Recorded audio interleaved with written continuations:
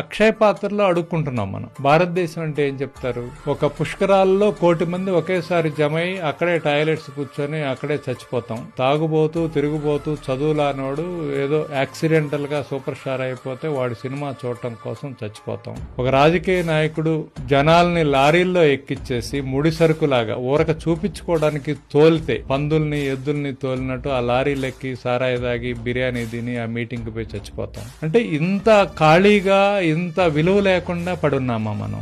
అద్భుతమైన సనాతన ధర్మానికి సృష్టికర్త అయి ఉండి ఒక గొప్ప జీవన విధానానికి ఒక గొప్ప మోరల్ కోడ్ కి బేస్ అయి ఉన్న మనం ఇవాళ సినిమాలు చూడటానికి, బాబాలను చూడటానికి, రాజకీయ నాయకులను చూడటానికి చచ్చిపోవటం అంటే ప్రపంచంలో 40 దేశాల్లో కొన్నటువంటి సమానమైనటువంటి జనాభా, ల్యాండ్, ట్రాపికల్ వెదర్ ఇన్నుంచుకొని అక్షయ పాత్రలు అడుక్కున్న దేశంగా భారతదేశాన్ని డిఫైన్ చేస్తాం మనం. పెళ్లి కాకముందు ప్రేమలో పడ్డము తప్పే, పెళ్లి అయిన తర్వాత భార్యతో మాత్రమే, భర్తతో మాత్రమే ఆ ప్రేమ. పరస్త్రీలు పరపురుషులు మనకు దేనికంటే ఇక్కడ. ఇప్పుడు దారుణంగా విడాకులు ఎలా జరుగుతున్నాయంటే నేను వార్త విని చాలా క్షోభపడ్డానమ్మా. పెళ్లి అయిన తర్వాత కొంతమంది అబ్బాయిలు అమ్మాయిలు చెబుతున్న మాట ఏమిటంటే విడాకులకు కారణం ఆవిడ చూస్తుంటే నాకు ఫీలింగ్స్ రావట్లా. ఫీలింగ్స్ రాకపోతే విడాకులు ఇచ్చేస్తావా? ఫీలింగ్స్ కి అంత ప్రాధాన్యం ఇచ్చావా? ఇక్కడ 60 ఏళ్లు వివాహం ముగించుకున్న దంపతులు ఉన్నారమ్మా. వాళ్ళకి ఏ ఫీలింగ్స్ వల్ల సంసారం నిలబడిందో దయచేసి ఆలోచించండి. దయచేసి ఆలోచించండి. మీ కుటుంబాల్లో పెద్దలు ఉంటారు, వయస్సు 60 కాదండి, పెళ్ళై 60 ఏళ్లు. ఎందుకున్నారండి? ఏదో ఫీలింగ్స్ వేళ కలిగితే రేపొద్దున కలగ విడాకులు ఇచ్చేస్తావా? అలా తయారయ్యారండి మనుషులు. దానికి జవాబే శివుడు పెళ్లి. ఆయన కామవాంఛని దగ్ధం చేశాడు, ప్రేమతో పెళ్లి చేసుకున్నాడు. కాబట్టి పార్వతీ పరమేశ్వరుడు నిలబడి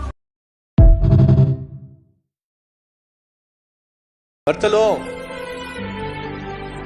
నీ భార్య అందంగా ఉన్నప్పుడు, ఆరోగ్యంగా ఉన్నప్పుడు దేవతలా ఉన్నావు అని మెచ్చుకోవడం కాదు.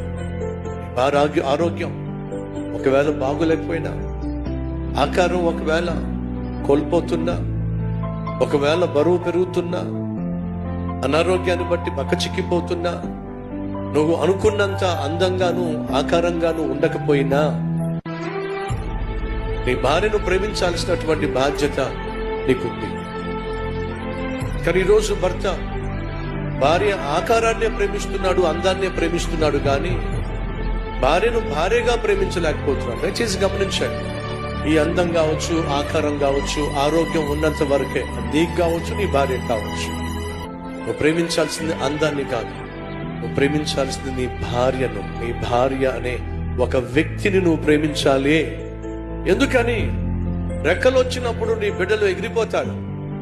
చివరికి మిగిలేది మాత్రం 2 మోడులు, భార్య భర్త.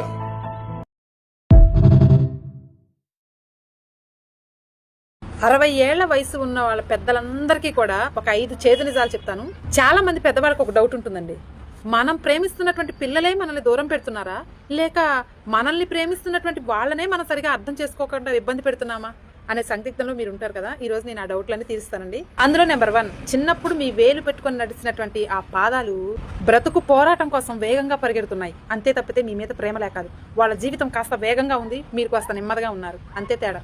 ఈ వేగాల మధ్య తేడానే మనం దూరం పెడుతున్నారు, నన్ను దూరం చేస్తున్నారు అని మనం అపోహపడుతూ ఉన్నాం.